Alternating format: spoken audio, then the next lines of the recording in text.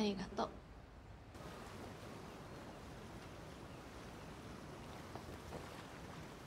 いろいろ。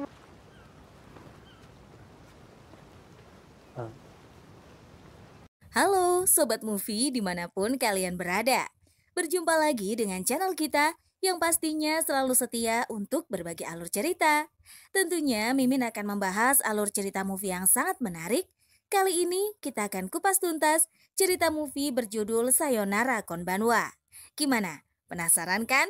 Yuk simak sampai akhir. Ini dia alur ceritanya. Cerita dibuka dengan diperlihatkannya sosok pria bernama Johan Zawa yang merupakan tokoh utama di film ini. Dia sedang menghisap rokok di tepi balkon rumah sewanya. Tampak pula pacar Yo bernama Rena sedang berbenah sebab dia mau keluar dari kosan. Karena suatu kendala, Rena berhenti dari aktivitasnya, lalu dia menghampiri Yo dan juga meminta rokok dari si doi. Sayangnya si mancis bermasalah membuat sigaret diangguri. Setelah itu kedua insan pun membahas tentang hubungan mereka selama 20 tahun ini. Menurut Rena, mereka sama sekali tak punya perkembangan sehingga Rena memutuskan untuk meninggalkan Yo. Sebelum pergi, Rena meminta jimat yang ada di sana untuk disimpan oleh Yo, namun Yo merasa jimat itu lebih berguna kalau Rena yang memilikinya. Lagi pula, Yo pun tak memahami soal perjimatan. Di kesempatan itu, Yo meminta maaf pada Rena, namun Rena tak nyaman atas sikap Yo yang menyatakan maaf, tapi tak memahami apa kesalahan yang dia perbuat. Menurut Rena, sikap Yo yang demikian sungguh menyebalkan, dan setelah itu Rena pun keluar dari hunian Yo. Dalam kesendiriannya, Yo mengalami fenomena horor membuatnya terkaget-kaget dengan kondisi tersebut. Selama ini, Yo tinggal di kosannya, dia tak pernah menjalani sedikit pun hal-hal yang berbau mistis. Dalam keparnoannya, Yo meminta si makhluk astral bernama Aisuke berhenti mengusiknya. Namun gangguan dari tak kasat mata semakin menjadi-jadi hingga akhirnya Yo dibuat kaget menyaksikan penampilan Aisuke dari kegelapan. Saat melihat wajah Aisuke dari dekat, rupa si hantu sangat jauh dari kata horor. Akan tetapi, tetap saja kehadiran Aisuke mengguncang Yo. Di situ Aisuke menceramahi Yo yang membiarkan Rena berlalu begitu saja dari kehidupan si doi. Apalagi hal yang mengesalkan dari Yo, dia tak memahami perasaan orang. Yo hanya sibuk dengan urusannya sendiri, wajar saja kalau Rena tak sanggup tinggal bersama orang seperti Yo. Sebab Yo tak tahu kapan mesti bersikap dan mengambil keputusan yang tepat dalam suatu hubungan. Karena Yo fokus pada penampilan Aizuke, si cewek hantu merasa tak nyaman. Spontanitas saja, Aizuke pun membuat Yo pingsan.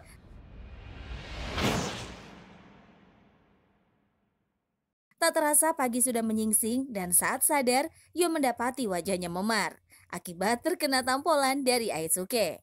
Saat berada di tempat kerja, teman sekantornya bernama Minul kaget melihat rupa Yo yang mengalami lebam. Lantas Minul bertanya mengapa wajah Yo bisa merah-merah. Mendengar pertanyaan itu, Yo mengaku bahwa dia tidur sambil berjalan. Tak sengaja, Yo menabrak sesuatu. Mengetahui informasi tersebut, Minul merasa Yo sangat lucu, bahkan Minul mengabadikan momen bencana Yo ke dalam ponselnya.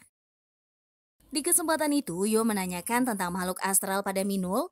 Ditanya demikian, Minul menjawab dirinya bukan cenayang, makanya tak tahu soal begituan. Melihat ketertarikan Yo soal hantu, Minul berjanji akan memperkenalkan doi pada bibinya yang merupakan seorang cenayang. Namun Yo menolak tawaran dari Minul dan setelah menyaksikan foto Yo yang dia ambil, Minul merasa heran dengan auranya. Sehingga Minul memperlihatkannya pada Yo dan sepulang dari kantor Yo tak langsung ke rumahnya, dia mampir terlebih dahulu ke supermarket. Salah satu benda yang masuk dalam belanjaan Yo adalah dupa.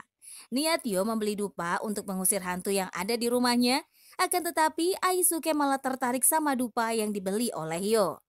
Takut rumah akan terbakar, Aisuke menyarankan Yo meletakkan dupanya di cangkir.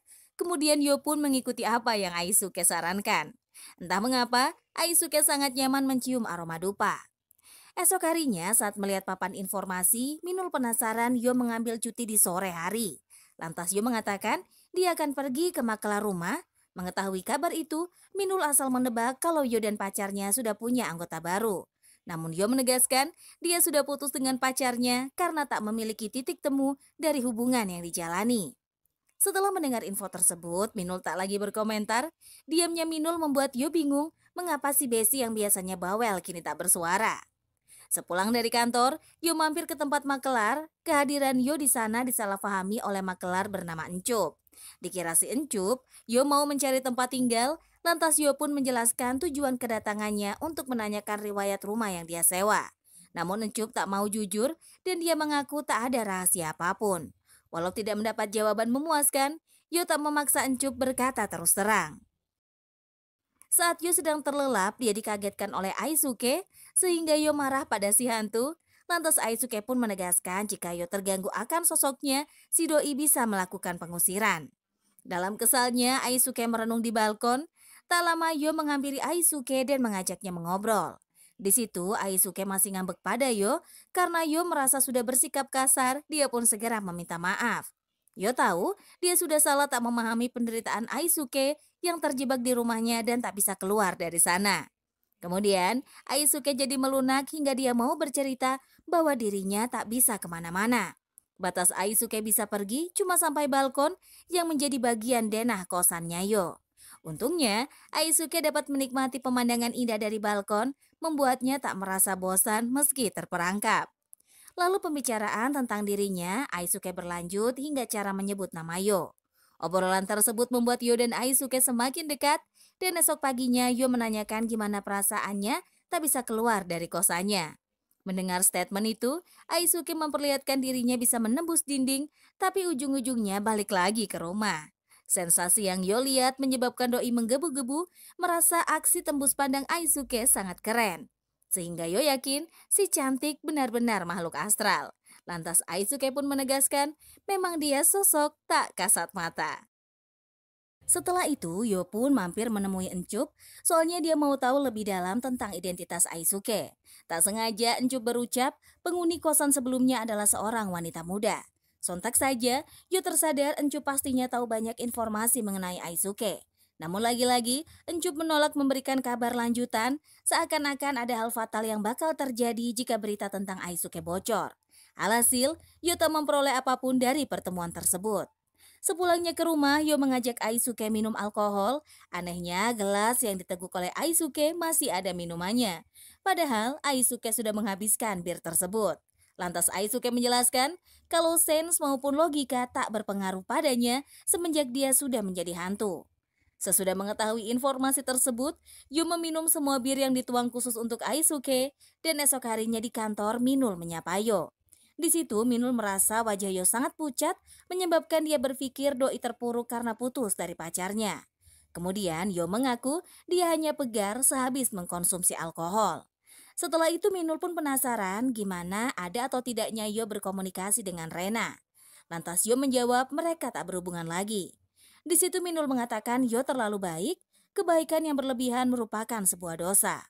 Bagi Yo, ucapan Minul terlalu melantur, dan esok paginya Yo pun menjemur pakaian yang habis dia cuci. Mendapati Aisuke tidur di lantai, Yo takut si cewek masuk angin, sehingga Yo ingin membangunkan Aisuke dan menyuruh si gadis tidur di sofa. Namun Yo tak bisa menyentuh Aisuke, membuatnya merasa kaget, dan tatkala Yo terlelap, Aisuke mencoba memegang jakun si doi. Sayangnya Yo keburu terbangun, jadi Aisuke meminta doi berbaring. Soalnya nyaris saja Aisuke dapat mengenai jakun Yo. Benar saja, Aisuke sudah dapat menyentuh Yo, membuat dia sangat senang. Lalu Aisuke mengingatkan Yo segera bersiap-siap untuk berangkat kerja. Dari kejauhan, Aisuke melambaikan tangannya kepada Yo yang pergi dinas. Tepat di sore harinya, Mindul memberitahu Yo kalau mereka akan mengikuti pesta perpisahan rekan kerja yang mau merit. Melihat Yo ada di sana, para senior kaget sekaligus senang. Soalnya selama ini mereka ingin mengajak Yo minum-minum, tapi takut Yo tak nyaman, sebab biasanya anak muda tak kuat minum. Mendengar statement tersebut, Yo pun mengizinkan para seniornya mengundangnya minum kapan saja. Karena mau merokok, para senior pun pergi keluar. Di situ Minul heran sejak Yo putus dari pacarnya, dia tak melihat doi merokok. Lalu Yo mengakui statement Minul, dia berhenti ketika tak berhubungan dengan Rena. Sehabis berpesta, Yo dan rekan-rekan kerjanya saling berpamitan. Kemudian Yo yang lagi jalan sendirian disamperin oleh Minul. Tujuan Minul menyapa Yo sebab dia ingin main ke kosan si doi. Dan setelah berada di rumah Yo, Minul merasa hunian di sana lebih bersih dari dugaannya. Kemudian Yo pun menyajikan Minul bir, di situ keduanya tampak dekat, Bahkan Minul bersikap manja pada Yo. Lalu Minul jujur kalau dia mendambakan keromantisan ada di antara dia dan Yo. Di kesempatan itu, kedua insan terlibat fenomena romantik. Tentu saja Aisuke kesal hingga dia memperlihatkan dirinya. Sontak saja, Minul syok didera fenomena horor. Di situ Aisuke tampak panik dan Yo menyuruh si hantu cantik bersikap lebih tenang. Setelah itu, Yo meminta maaf atas hal yang Minul alami, namun bagi Minul, peristiwa horor barusan bukanlah kesalahan Yo. Saat berdua saja dengan Yo, Aisuke mengutarakan pendapatnya tentang hubungan Doi dan Minul. Padahal, Yo baru saja putus dari pacarnya tapi sudah punya pacar. Lantas Yo menjelaskan jalinan dia dengan Minul tak seperti yang Aisuke pikirkan. Kemudian Aisuke protes Yo seperti tak punya komitmen menerima perlakuan yang ditawarkan oleh Minul. Saat Yo bersama Rena, Aisuke juga menyaksikan kisah romansa tersebut. Sontak saja Yo merasa malu dibuat oleh Aisuke. Kemudian Aisuke mengungkapkan bahwa dia mengagumi hubungan Yo dan Rena. Sampai terbesit perasaan Aisuke ingin punya pacar seperti Yo. Ungkapan itu Yo artikan kalau Aisuke menginginkan ada benang asmara di antara mereka. Mengejutkannya bagi Yo, Aisuke tak keberatan dengan statement yang dia lontarkan. Malahan Aisuke dengan mantap menyatakan motonya, di mana setelah dia mati si hantu cantik ingin selalu jujur pada perasaannya. Sehingga Aisuke pun serius terhadap Yo. Masalahnya Yo belum siap bermesraan dengan hantu. Kagetnya lagi, saat Yo menolak kedekatan yang disuguhkan oleh Aisuke, dia bisa menyentuh si gadis. Karena mengalami degup jantung saat bersama Yo, Aisuke memilih menenangkan dirinya, dan esok hari tatkala Yo tiba di kantor, Minul terus menatapinya. Saat ada kesempatan, Minul mengajak Yo bicara soal Aisuke. Di situ Minul bermaksud membawa cenayang ke rumah Yo. Namun bagi Yo tak ada yang menjahatinya sama sekali. Menurut Minul, Yo perlu melakukan ritual penyucian. Di situ Minul berusaha membujuk Yo, akan tetapi Yo tak langsung memberikan jawaban pada Minul, dia pergi begitu saja. Tepat di malam harinya, kedua insan mengobrol akrab. Di situ Yo coba mendekatkan dirinya dengan Aisuke, apalagi dia sudah bisa menyentuh si hantu cantik. Menurut Yo, Aisuke serasa seperti manusia, bahkan Yo menunjukkan ketertarikannya terhadap Aisuke. Hingga terjalinlah fenomena romansa di antara manusia dan hantu. Berada di pelukan Yo membuat Aisuke bahagia. Di situ Yo bercanda, jika ingin mendapat dekapan darinya, Aisuke bisa membayarnya. Lantas Aisuke mengingatkan namanya makhluk astral pasti nggak punya uang. Esok harinya Yo pun menemui Encup si makela rumah. Di situ Yo mengatakan kalau dia ingin mengetahui tentang Aisuke. Baik itu info sekecil apapun, soalnya bagi Yo seorang Aisuke sama seperti manusia. Melihat keengganan Ucup berbagi cerita, Yo pun segera meninggalkan kantor tersebut dan sepulang kerja Yo dibawa Minul menemui cenayang bernama Iem. Di situ Iem menjelaskan kalau Aisuke adalah roh bumi yang terikat pada suatu tempat. Setelah mendengarkan lontaran bibinya, Minul pun memperlihatkan foto Yo yang mempunyai aura hitam. Menurut Iem, Yo sebaiknya tak terlibat lagi dengan Aisuke sebab Yo bisa berada di frekuensi makhluk tak kasat mata. Lantas Yo pun mengatakan tujuannya datang bukan ingin mengusir Aisuke, tapi Yo mau tahu mengapa Aisuke bisa jadi hantu. Sontak saja Minul dan kawan-kawan kaget alasan Yo bertemu cenayang, cuma penasaran bagaimana proses kematian Aisuke. Namun Minul tak setuju, makanya dia meminta Iem membuat Aisuke mangkir dari kosan Yo. Sehingga Iem datang ke tempat Yo, kehadiran Iem menyebabkan Aisuke tak nyaman. Walau tak melihat Aisuke secara jelas, Iem dapat merasakan keberadaan si hantu cantik. Kemudian, Iem meminta Aisuke meninggalkan Yo selama-lamanya, walau tahu Aisuke tak ada niatan jahat, tapi berlama-lama dengan Yo akan membahayakan nyawa si pemuda. Sontak saja, Aisuke cemas akan nasib Yo, lalu Iem pun menyuruh Aisuke pergi ke balkon. Karena di sana merupakan gerbang antara dunia fana dan dunia mistik. Sementara Yo risau Iem menjahili Aisuke. Lantas Iem mengatakan dia sudah mengamankan rumah Yo. Setelah itu, Iem pun membawa paksa keponakannya pulang. Yo yang khawatir pun mencari keberadaan Aisuke. Begitu mendapati Aisuke di balkon, Yo merasa lega. Lalu Yo menjelaskan bahwa dia tak ada niatan untuk mengusir Aisuke, dia cuma ingin lebih mengenal si hantu cantik. Kemudian, Aisuke ingin Yo mengajaknya berkencan, lantas Yo pun menyetujui permintaan Aisuke. Esok harinya saat di kantor, Yo menulis di papan pengumuman kalau dia akan mengambil cuti. Setelah itu Yo diminta oleh Minul melakukan ritual penyucian. Namun Yo merasa hal itu tidak perlu. Sepulang kerja Yo pun melewati sebuah toko dan dia membelikan Aisuke sandal. Tepat di hari kencan, Yo menghadiahkan sandal yang dia beli kepada Aisuke. Tak disangka sandalnya sangat pas dengan kaki Aisuke. Berhubung cuma lewat balkon Aisuke bisa keluar, dia pun melompat dari sana. Setelah itu, kedua insan menggunakan sepeda. Di situ Aisuke menyatakan harapannya akhirnya terkabul bahwa dia ingin naik sepeda berduaan. Soalnya sebelum dia mati, warga tak diperbolehkan membawa boncengan tatkala menaiki sepeda. Lantas kedekatan kedua insan disaksikan oleh Encup yang kebetulan lagi berteleponan di jalanan itu. Karena lapar, Yo pun mengajak Aisuke ke warung favoritnya, lalu Aisuke ingin memakan panakuk goreng.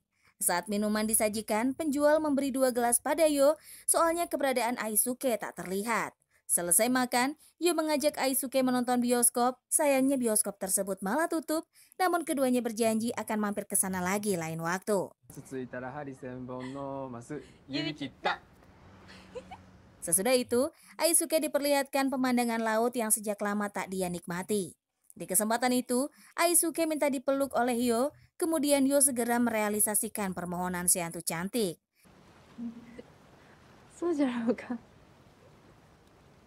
Setelah kembali ke rumah, Aisuke ingin menyampaikan salam perpisahan, namun Aisuke tak sanggup melakukannya. Tatkala Yo sedang terlelap, barulah Aisuke mengucapkan kalau dia akan meninggalkan Yo.